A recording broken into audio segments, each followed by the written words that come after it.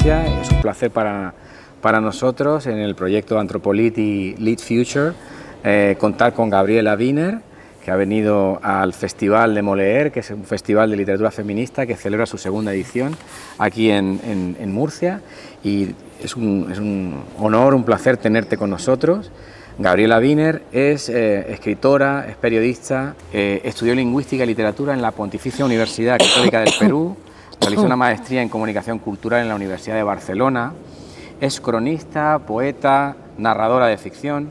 Como periodista ha trabajado en medios como El Comercio o Lateral, ha sido redactora jefa de Primera Línea y Marie Claire España, ha escrito en multitud de medios nacionales e internacionales como El Corriere della Sera, The New York Times en español o Diario Público. Ha ganado el Premio Nacional de Periodismo en el Perú, crónica como Sexografías, 9 lunas, Llamada perdida, Dicen de mí, y aunque ella la cataloga como novela, Guaco Retrato, que fue finalista del Booker Prize de 2021, que le ha valido un elogio casi unánime de la crítica en América Latina y en España. Como poeta ha publicado Ejercicios para el endurecimiento del espíritu, una pequeña fiesta llamada Eternidad, y acaba de publicar la novela que la trae también aquí a Lead Future, que es Atusparia, que es una excelente novela que nos parece muy relevante para pensar las crisis ecosociales de nuestro tiempo.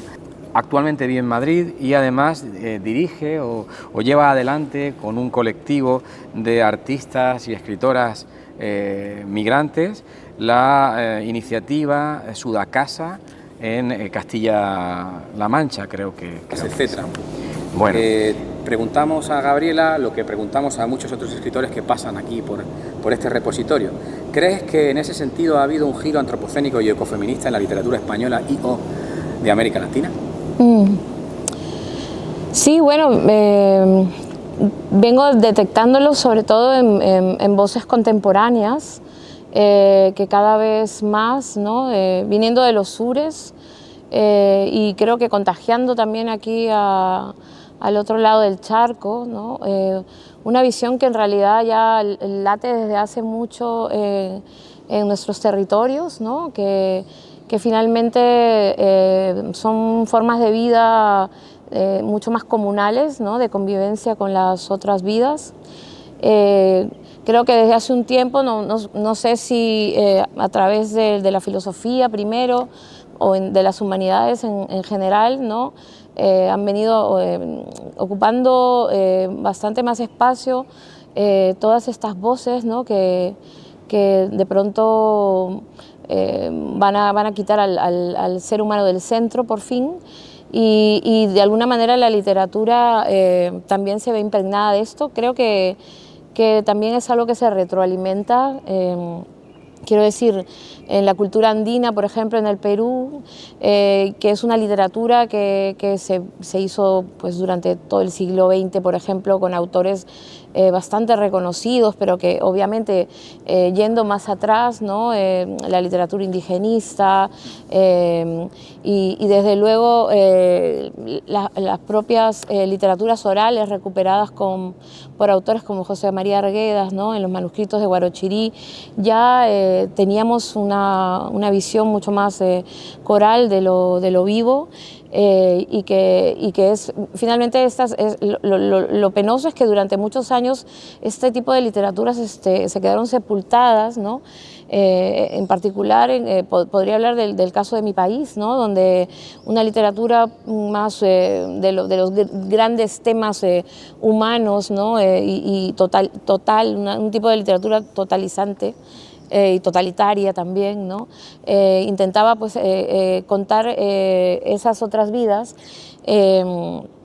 las mismas vidas, ¿no? Frente a lo que quedó totalmente en la periferia, ¿no? Y fue una literatura, bueno, que sobre todo llevó adelante Mario Vargas Llosa, por ejemplo, ¿no? Y esas otras literaturas no urbanas, ¿no? No clase medieras, no blancas, se quedaron fuera. Y lo que estamos viendo ahora sí claramente es una recuperación, ¿no? Lo veo aparecer en escritoras de toda Latinoamérica, ¿no?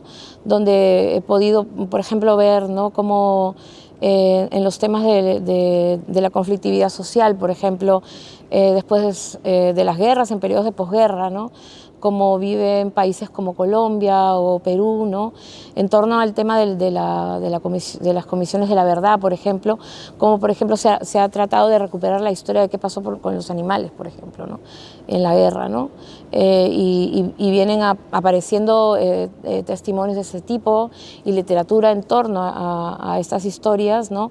De cómo fueron impactados en la historia.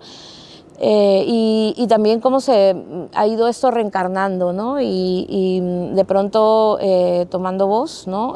Hablando desde un animismo, ¿no? Y un reencantamiento del mundo, ¿no? A través de voces desconocidas, ¿no? De los que supuestamente no hablan y no expresan, ¿no? Y creo que eso está muy conectado con esos otros que estaban fuera de lo literario, fuera de los relatos, que empiezan a aparecer, ¿no? y de empezar a llamar la atención sobre esos otros, es que también empiezan a aparecer, por ejemplo, ¿no? Las otras criaturas vivientes. De esta dimensión, ¿no? De esta tradición que cuenta con una larga data que has mencionado antes, ¿no? del mundo amerindio, ¿qué elementos éticos, filosóficos, qué herramientas son productivas en tu literatura, ¿no? Sí, bueno, la verdad es que yo en mi literatura me he colocado siempre en un lugar en el que me siento con mucha más derecho o naturalidad para estar y habitar, ¿no? Que es una especie de frontera, ¿no? de frontera que en algún momento podía interpretarse como mestizaje, si no fuera que el mestizaje ha sido tantas veces resignificado para más o menos convertir, sí, la violencia en un proceso de encuentro cultural, que sabemos que no fue así. Pero de hecho oponiendo, ¿no? Otros términos como lo bastardo, por ejemplo, o lo cholo, ¿no? O lo marrón también, ¿no? Estos son los lugares donde me he mirado, ¿no? Venimos de enormes migraciones, ¿no? Dentro de mi propio país. Yo además, ¿no? que provengo, ¿no? de personas que migraron de los Andes hacia la costa del Perú, hacia la capital, en un país hipercentralista, ¿no? También he sido una persona que ha migrado de su propio país a Europa, bueno, aquí a España, ¿no? Y es, digamos que desde ese lugar he hablado siempre, ¿no? De qué manera, ¿no? estoy atravesada, ¿no? de esta historia y de esa ancestralidad, ¿no? Que se intentó borrar.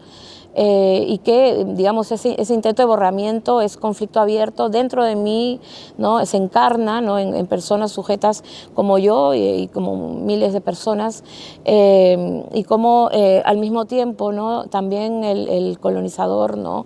Ha de alguna manera marcado, ¿no? mi vida, ¿no? Tú hacías mención a Huaco Retrato, donde en torno a este apellido Oro Blanco que tengo, ¿no? Un poco empiezo a hacer una especie de operación de inversión, ¿no? Entre que la persona que había sido objetualizada, ¿no? Y exotizada, ¿no? Convertida en pieza de museo o en criatura de zoológico, humano o no, aparece, ¿no? Tomando la voz, ¿no? Y convirtiendo, ¿no? a ese que miraba en el observado y en el expuesto, ¿no? En este trabajo que hago de memoria, ¿no? Descolonizante, ¿no? De alguna manera despatriarcalizante también. Y es de esa manera que me va habitando también lo indígena, ¿no? Desde un lugar que me llega a través de lenguas cortadas, ¿no? De voces apagadas, ¿no? de historias enterradas, ¿no? De ahí que mi literatura se convierta en una algo que a mí me sorprende mucho, alguien como yo, que había trabajado sobre todo la crónica y la no ficción, siendo sorprendida, ¿no? Y subvertida por mi propio método, ¿no? Empujada a la ficción, es decir, a los mecanismos de la imaginación para poder rellenar, ¿no? El archivo, ¿no? De mi historia familiar, por ejemplo, ¿no? Cuando de pronto el documento, ¿no? Deja de tener ese poder, ¿no?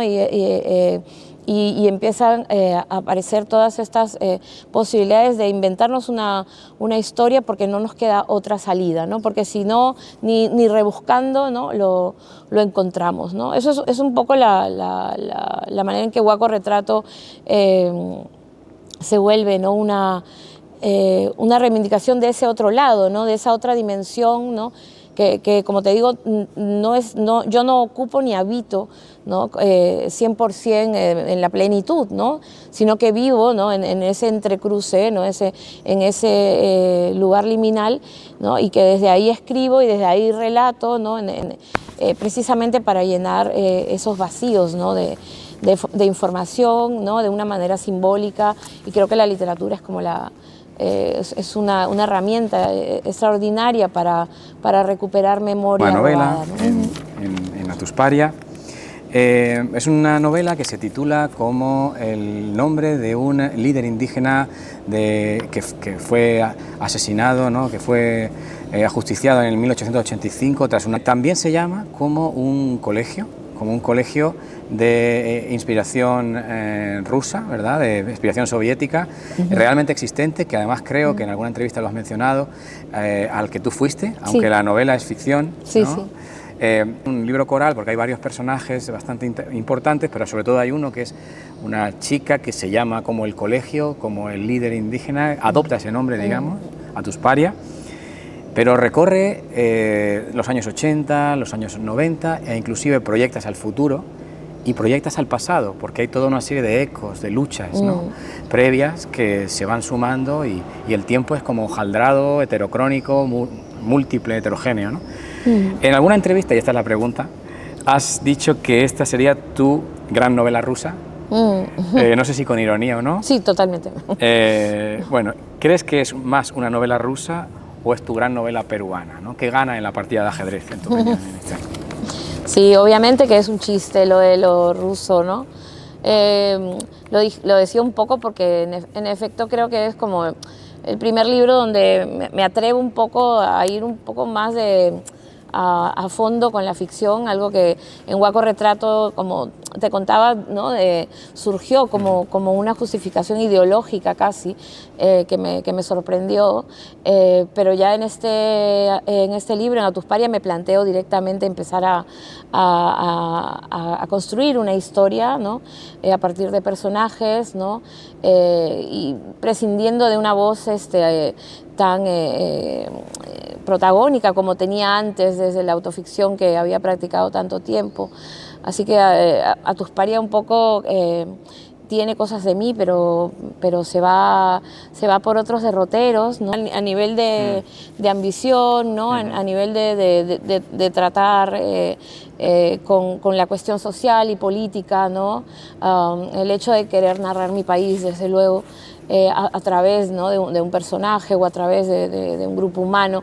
De ahí obviamente la evocación, ¿no? Pero sí puede ser que sea mi novela peruana. Creo que Huaco también es una novela muy peruana, pero al mismo tiempo ninguna de las dos lo es, porque ya vivo hace más de 20 años en España y es cierto que de alguna manera yo también ya estoy en un lugar que no me permite tampoco hablar con un conocimiento de causa tal, ¿no? O sea, estoy como periodista bastante informada, ¿no? De la actualidad de mi país constantemente. He escrito muchísimo, ahora estoy un poco parada, pero durante mucho tiempo, años, ¿no? Escribiendo de aquí para allá, ¿no? Del lado de aquí y del lado de allá. explicándole el Perú a Europa o a España, explicándole España a Europa, al Perú o a Latinoamérica, ¿no? Como una lleva y trae y una mensajera un poco amarga a veces de lo mucho que se pueden parecer nuestras historias, nuestros asuntos sociales y políticos, ¿no?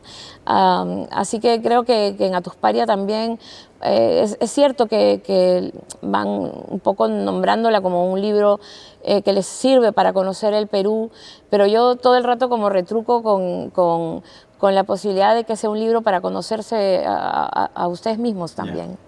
Al final de la novela hay un enlace a Spotify, a una lista de canciones, ¿no? Que aparecen, algunas mencionadas en la novela. ¿Qué pesa más respecto de ese componente ruso que está asociado al mundo de la infancia, por cierto, y de la educación? La nostalgia que mencionas en algún momento, la nostalgia de la vida en el otro lado del telón de acero, que a fin de cuentas es la nostalgia también de un momento en la vida, ¿no? De la protagonista, el análisis que haces también de los mecanismos de dependencia emocional, de cómo determinados elementos externos de alguna manera ayudan a solucionar huecos en la identidad, ¿no? A rellenarlos. Por ejemplo, me gusta esa canción que citas: antes yo era un extraño, juguete sin nombre, al que en la tienda nadie se acercaba, pero desde que soy Cheburashka, los perritos de la calle me dan la patita, ¿no? O quizá también, ¿qué pesa más, ¿no? La pregunta es esa, la capacidad que tiene ese bagaje educativo, cultural, de proveer herramientas para responder en el presente a las agresiones, digamos, del sistema social, político, de la vida en general. Bueno, desde luego creo que la segunda opción, ¿no? Creo que la nostalgia puede ser algo muy fértil y creo que hay, ¿no? En el momento nostálgico, digamos, del personaje, hay también o sorna, sátira o en algún punto crudeza, ¿no? Y autodestrucción, ¿no? Es decir, algo que no termina de ser atmosféricamente nostálgico, ¿no? En la cuestión soviética, además, ¿no? La conexión es desde el lugar del tributo, ¿no? Y desde el homenaje. Y de hecho, el libro mismo está dedicado a mi educación que incluye mi educación comunista, ¿no? Y mi educación de los años 80. Y creo que todo esto sirve más bien para empujar un despertar, ¿no? En el presente, precisamente en momentos en que yo escribí ese libro como bastante agotada, ¿no? Del hecho de la feroz desactivación de los movimientos sociales, cuando la ultraderecha ya estaba apropiándose incluso el lenguaje mismo revolucionario de los viejos luchadores sociales, ¿no? Que me criaron a mí y me educaron y me dieron una escuela. Y también de una manera tierna, ¿no? Hay una crítica también, ¿no? al hecho de que al interior de las izquierdas y de los movimientos sociales, ¿no? Haya habido un complejo terrible también, ¿no?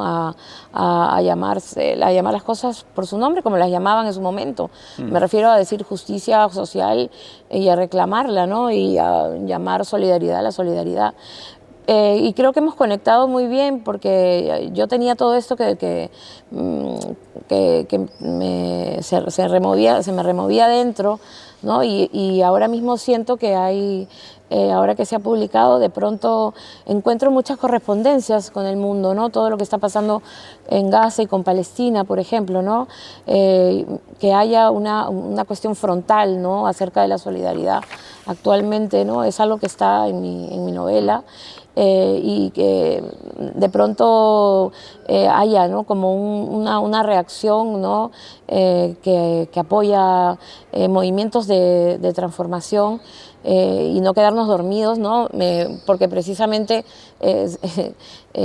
han tomado el poder, ¿no? Los fascistas, ¿no? Entonces recordemos, de alguna manera nos conviene mirar un mundo donde no había solamente un sistema, ¿no? Dominándolo todo, ¿no? Sino que un mundo por lo menos donde habían dos imperios, ¿no? Donde había dos posibilidades o dos visiones del mundo en constante lucha, y que ahora mismo, bueno, dentro de esta idea de dónde nos vamos a meter, ¿no? Creo que empiezan a construirse iniciativas en ese sentido opuestas a estas hegemonías, ¿no? Hay una reivindicación muy fuerte que tú haces en la novela en favor de Manuel Escorza y de la literatura de temática indigenista. De hecho, en América Latina hay una lucha muy importante que reflejó esa literatura contra el extractivismo, por el derecho a la tierra, el control local de los espacios naturales. ¿Cómo se percibe, en tu opinión, esta cultura política latinoamericana de los movimientos sociales de allá en los movimientos sociales europeos en defensa del medio ambiente? Sí, yo creo que cada vez es más difuso el hecho de la calle y del allá, ¿no? Fue muy importante estar en Granada, invitada por la Universidad de Granada y por Josefa Sánchez a presentar su libro Despojos racistas. Ella es una escritora y académica mexicana, indígena, en la que estaba planteándose estos temas de los que me hablas, ¿no? Como el momento en que de pronto los movimientos aquí ecofeministas, ¿no? Antirracistas, ¿no? Todavía, ¿no? Viven, ¿no? Con una especie de contradicción feroz, ¿no? Con todo el tema de las energías limpias, ¿no? Ella señalaba, ¿no? el hecho de que ahora mismo, para que el norte global, ¿no? Funcione dentro de estos nuevos parámetros, se está insistiendo, ¿no? En formas igual de colonizadoras, igual de extractivistas, igual de saqueadoras, ¿no? En nuestros territorios, ¿no? ¿Cómo se responde a eso? Y me parece una de las cosas más desafiantes, ¿no? de esta era, ¿no? El poder realmente, con todo lo aprendido, digamos, de allí del sur, ¿no? Dejar de hacerle daño al sur, ¿no? Porque finalmente, ¿no? A través de, otra vez, ¿no? de mecanismos, de capitales, ¿no? Que intentan hablar de lo verde, ¿no? Se sigue arrasando lo verde. Y creo que ese es uno de los dilemas más grandes. También lo es el hecho de cómo vamos a funcionar norte-sur, también es otra cosa de las que hablamos ahí, ¿no? Estando aquí un poco más al sur de lo que normalmente estoy y vivo, ¿no? Que vivo en Madrid, ¿no? Cómo se viven también esos extractivismos, esas explotaciones, el racismo y lo colonial a nivel europeo, a nivel interno, a nivel España, ¿no? Creo que hay, ¿no? Como se está haciendo un gran trabajo, ¿no? Acerca de recoger, por ejemplo, las historias de migración dentro del territorio español, en toda la península, ¿no? O cómo se han relacionado con sus vecinos, con Portugal, por ejemplo. Y cómo esto es un factor ahora mismo que puede ser de unidad y de diálogo y de conversación con las luchas del sur, que no están necesariamente en el sur, ¿no? Hay una comunidad migrante latina, sudaca y en general muy diversa, y lugares en el que el sur global y sus representaciones nos articulamos, ¿no? en territorio español, y creo que es algo muy atendible y a escuchar esas voces que están, digamos, muy impregnadas de la realidad y de los temas de aquí, ¿no? Pero que sin embargo traemos toda esa herencia y estamos constantemente, ¿no? en contacto y en colaboración con nuestros territorios de origen, ¿no? Uno de los rasgos que atienden, son muy frecuentes en la literatura reciente, que está impregnada de todos estos debates y de cuestionamientos, ¿no? Es el trabajo con el tiempo, es el tratar de hacer que de alguna manera el pasado, los tiempos otros de a veces el propio planeta, o los tiempos otros de los distintos estadios de la historia de la colonización, del extractivismo, de la modernidad, etcétera, de alguna manera no sean algo que pertenezca al pasado, que esté lejos, ¿no?, del presente, sino que esté de alguna manera a cada paso, ¿no?, que uno va pisando. En la novela, en Atusparia, te mencionaba antes que hay esa suerte de recuperación a través de la memoria, pero también a través de la toponimia, también a través de elegir, por ejemplo, el nombre de las Ritas, ¿no?, para encarnar un nuevo movimiento social, ¿no? ¿Tú te sientes también de alguna manera implicada, digamos, en esta búsqueda de hacer que el pasado hable de otras maneras distintas, ¿no? Sí, creo que, y ahí es como súper importante tener en cuenta como las cosmogonías, ¿no?, las visiones del mundo, ¿no?, que vienen de los pueblos originarios, en este sentido cíclico, ¿no?, y en el que pasado, presente y futuro están conviviendo, ¿no? Y que entonces no cabe, ¿no?, tanto hablar de algo que se le acusa tanto, ¿no?, a los movimientos indígenas, que es precisamente anacrónicos, ¿no?, y es algo que se les ha dicho sobre todo como personas que bloquean el progreso, ¿no? En nuestros países están señalados y terruqueados, como se usa este verbo para convertir a cualquiera en un terrorista, cualquiera que, por ejemplo, vaya contra el proyecto neoliberal, capitalista y explotador, ¿no? ¿Cuántas personas defensoras de la tierra en mi país han sido perseguidas y siguen siendo perseguidas porque se han opuesto a megaproyectos mineros, ¿no?, a la contaminación de sus tierras, del agua, del aire, ¿no?, y criminalizados, ¿no?, constantemente? Creo que es algo que está pasando y que yo de alguna manera quise recoger un poco en mi libro, ¿no? Una de las ahora mismo más violentos hitos que han ocurrido durante la actual dictadura de mi país, nada menos que una mujer quien la comanda, ¿no? Ocurre en una zona de gran explotación mineral, ¿no?, donde además hay, ¿no?, una alerta de por lo visto, un yacimiento gigantesco de litio. No es casual que allí es donde se estén asesinando campesinos, donde se estén asesinando a los hijos de estos campesinos, ¿no? Gente muy joven que fue asesinada en las últimas protestas, ¿no? Porque es algo que ya lo estábamos viendo, ¿no?, desde los conflictos de 2 décadas, ¿no?, de extractivismo brutal y de multinacionales ocupando todo nuestro territorio, ¿no? Y lo que vemos es ahora mismo. Yo he estado ahí donde, como se dice, las papas queman, precisamente porque fui como periodista a Puno, y también esto ha sido insumo también para mi novela, ¿no? Y ver con bastante admiración cómo realmente los nuevos liderazgos políticos están allí. Quienes han estado empujando y haciendo auténtica política y acción política han sido las personas indígenas en nuestras zonas andinas, al sur del Perú, ¿no? Hay una parte de tu novela que narra la adolescencia en la Resi, en este complejo urbanización un poco venida menos, abandonada, llena de problemas de tráfico de drogas, etcétera, ¿no? Sí. Donde vive su adolescencia la protagonista. También en el fondo esa parte, por lo menos, es una youth novel, ¿no?, una novela de juventud que se parece a una serie de novelas que en los años 90 circularon mucho. Sí.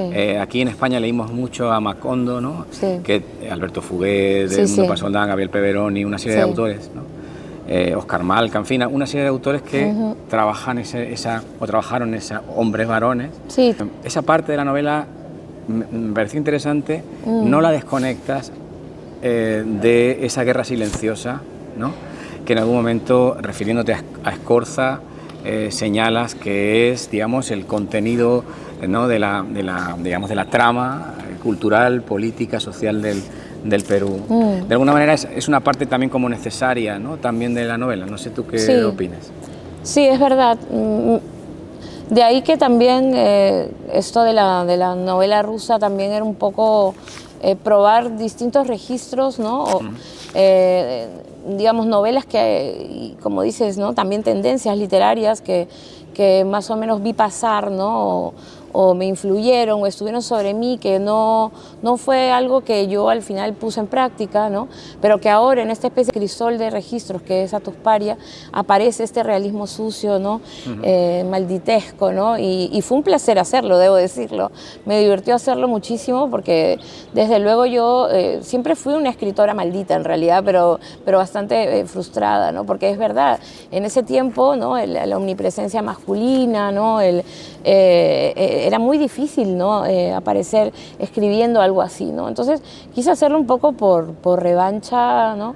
Y por otro lado, creo que en una historia política, ¿no? de una mujer me pareció curioso, interesante, ¿no? Ir a rebuscar en esos pasados que no se cuentan, que casi no están en las biografías de los políticos, ¿no? Tanto como una infancia de este tipo o una adolescencia o la relación con las drogas, ¿no? Que pasa por un montón bueno, que es lo que debería ser lo normal, ¿no? O sea, estos desvíos, ¿no? En que casi se pierden, ¿no? Casi se pierde tu vocación, casi se pierde tu militancia, casi se pierde tu destino. Y creo que eso está tan poco contado que creo que tiene un efecto, ¿no? El hecho de que no te lo esperas, ¿no? Pero que luego imaginar a este personaje, ¿no? A ese tipo de niña, a ese tipo de joven, ¿no? Para luego entender a ese tipo de mujer y a ese tipo de lideresa, ¿no? Creo que es como algo importante que humaniza, que de alguna manera acerca y hace algo que está faltando a veces en la política, ¿no? Y que creo que ahora con la muerte de Mujica lo hemos visto, ¿no? Esa entrañabilidad, digamos, ¿no? El hecho de poder ser, de alguna manera, comprender, ¿no? Y enternecerte también con las personas, ¿no? Y mirar las luchas políticas y las revoluciones con un poco más de bondad, ¿no? Y con un poco más de dulzura. Qué duras fueron, ¿no? Y hablando de machonadas de la literatura, también de machonadas de la política, ¿no? Qué irrestrictos, qué inflexibilidad, ¿no? De alguna manera eso, ¿no? Por eso están ahí las Ritas, por eso está ahí un personaje como Asunción Gras, o por eso está ahí el pasado de Atusparia, ¿no? El final, o sea, la última parte, vamos a decir, que en realidad está compuesta de distintos tipos de registro, de distintos tipos de discurso. Está el informe policial, está, bueno, una entrevista donde hay una Gabriela Wiener, la entrevista es a cargo de otra periodista, pero también aparece Gabriela Wiener, ¿no? Publicando una nota, ¿no? Sobre el escándalo. Sí. Una nota no tan... no de tanta calidad, ¿no? Sí. Pero ahí al final lo que haces es llevar la novela al futuro, ¿no? Sí. Al futuro. Sin embargo, no hay en esa parte no da la sensación de que haya ningún novum como ocurre con la ciencia ficción, ¿no? La ciencia ficción normalmente aparece o irrumpe ahí un novum que aleja completamente, ¿no? Es verdad que es un tiempo acelerado, donde parece acelerarse las cosas y las consecuencias, ¿no? Mediáticas, ¿no? Que tienen un efecto directo sobre la protagonista, etcétera. Pero creo que también hay una gran reflexión sobre la utopía y al final. Sí. Entonces la pregunta quizás sería, ¿por qué llevar la novela necesariamente a ese futuro? ¿Cómo te posicionas en lo que tiene que ver con la utopía, ¿no? Sí, bueno, creo que quise hablar de un futuro inmediato, o más bien quise llamar la atención sobre un futuro inmediatamente peligroso, ¿no? Es decir, como no era tanto como hacer una recreación del futuro, como dar como una voz de alarma, ¿no? Es como un momento en que el futuro ya está aquí, digamos, ¿no? O sea, toda la sensación, aunque haya ahí unos años que son de acá a 10 o a 15 o a 20 o a 30 años, toda la sensación de esa última parte es la sensación de que ya estamos ahí. todo parece estar pasando en este momento también, ¿no? O sea, siempre estamos a punto de que Putin tire una bomba, ¿no? Ya estamos viendo cárceles que parecen absolutamente distópicas, ¿no? Como las que está utilizando Estados Unidos contra los migrantes o Bukele en su país, ¿no?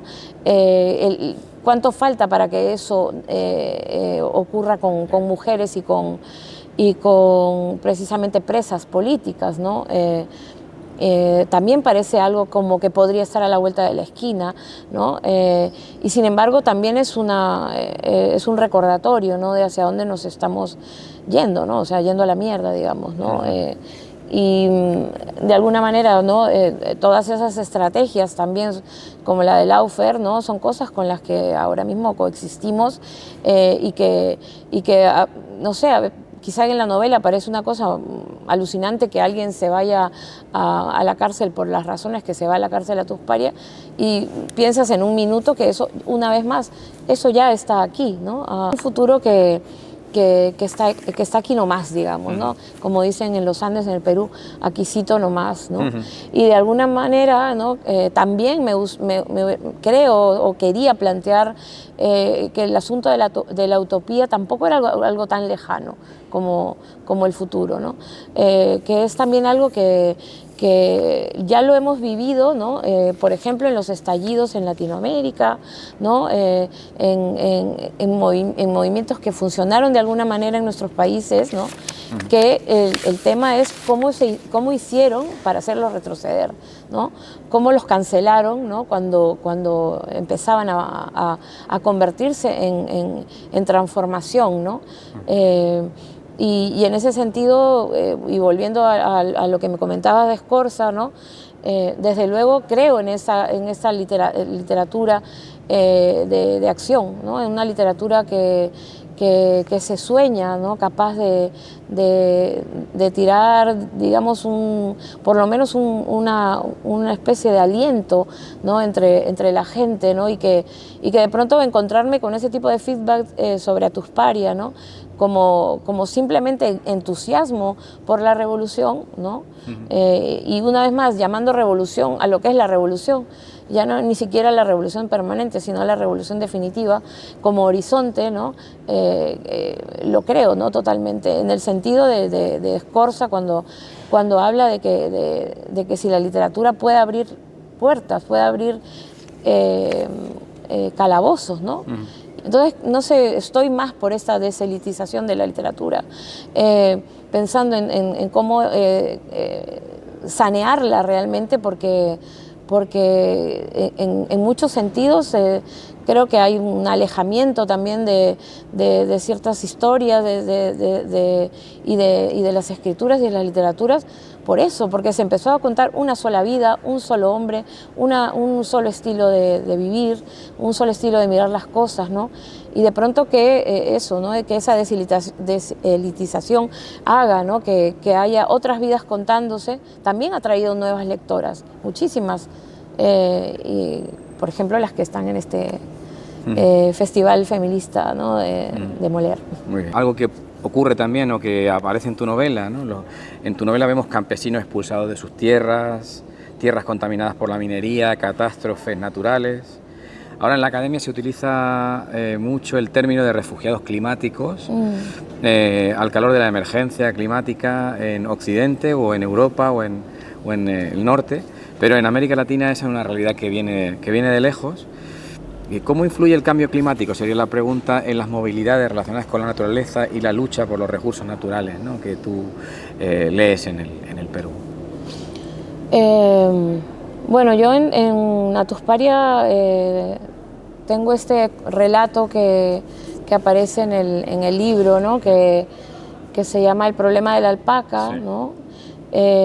Yo escribí ese cuento pensando en que la alpaca éramos todas de alguna manera, o que la alpaca eran los campesinos del Perú, que la alpaca también eran los más pobres del mundo, que la alpaca eran las mujeres, que la alpaca eran las personas trans, que la alpaca era lo más oprimido, ¿no? O lo oprimido, ¿no? y precisamente es el monólogo de la alpaca la que cuenta, digamos, y habla de estos desplazamientos brutales, ¿no? De hecho, es una parte del libro que me recomendaron quitar, ¿no? Y que yo considero que es parte orgánica de la novela e inseparable, ¿no? Por más que pareciera un elemento de fábula, ¿no? Sí, como si salieras y entraras de la novela, ¿no? Y no, o sea, me parece que la novela sigue su curso cuando entramos en el pensamiento de la alpaca, ¿no? Quizá para mí era importante no usurpar la voz de nadie para hablarlo, ni desde luego hacerlo desde un lugar académico, que es imposible hacerlo para mí, ¿no? Yo quería hacerlo a través de la literatura, ¿no? Y se me ocurrió que lo que podía era insuflarle este espíritu, ¿no? A la alpaca, que es una alpaca además mariateísta, una alpaca que ha leído a Mariátegui, ¿no? Y que además está segura que nadie más que ellas mismas van a poder revolucionarse o cambiar su situación y el estado de vida, ¿no? de sus compañeras, ¿no? Creo que eso es como lo más cerca que mi literatura ha trabajado estos temas que me planteas, ¿no? Quería hablar de esa profunda desigualdad que hay y brecha terrible entre cómo tratan las empresas textiles, ¿no? Y cómo hacen absolutamente explotación, ¿no? de estas telas y de estas trabajadoras, ¿no?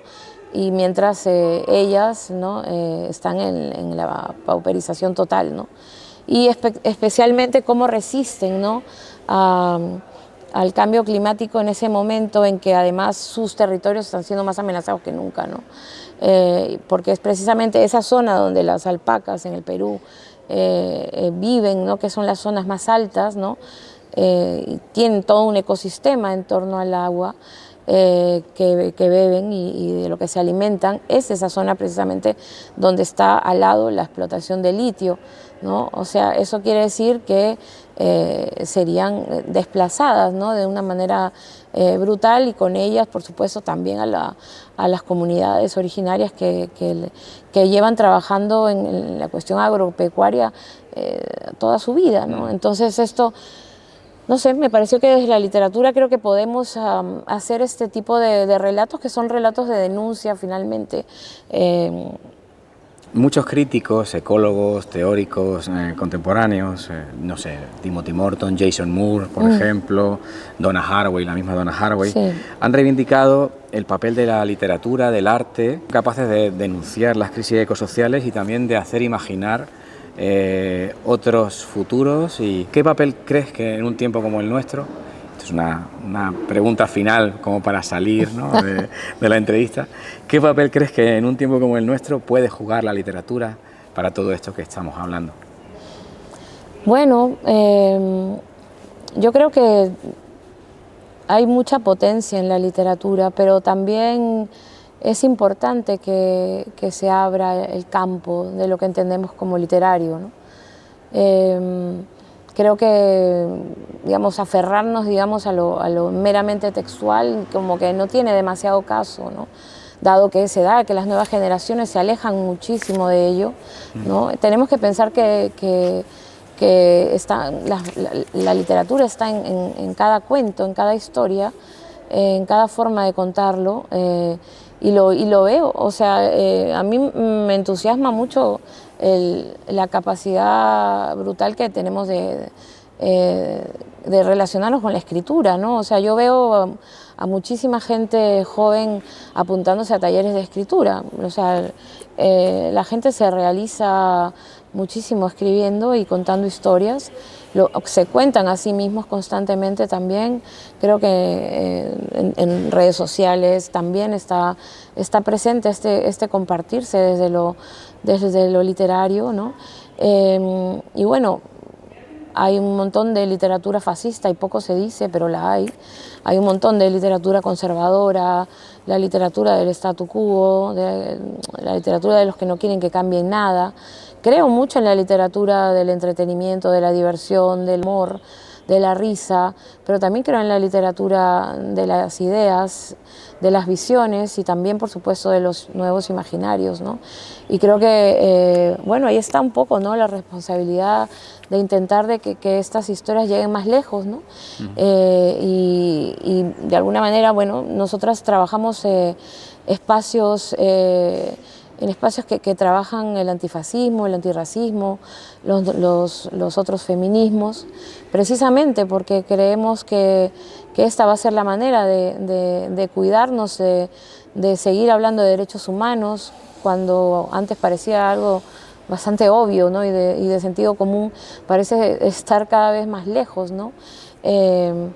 Y de alguna manera lo que tendremos que ir haciendo es un poco espacios de refugio, ¿no?, donde todavía, y aprovecho para hablar de Sudacasa, nuestro espacio que tenemos en Castilla-La Mancha, a una hora de Madrid, ¿no?, un espacio de creación comunitaria y de escritura desde los márgenes que gestionamos, ¿no?, de manera autónoma, un colectivo de gente en ampliación que somos todos del sur, ¿no?, que somos sudacas o personas racializadas, inmigrantes, ¿no?, y que, no sé, con unas ganas de decir que ya era hora, ¿no?, ya era hora de tener nuestro pedazo de tierra, nuestro pedazo de algo, ¿no?, y desde ahí seguir hablando de la literatura, pero con una carga política, crítica y cuestionadora, ¿no?, más bien alejándola de lo que estamos acostumbrados a entender por literario, ¿no?, que es el hombre en la Torre de Babel,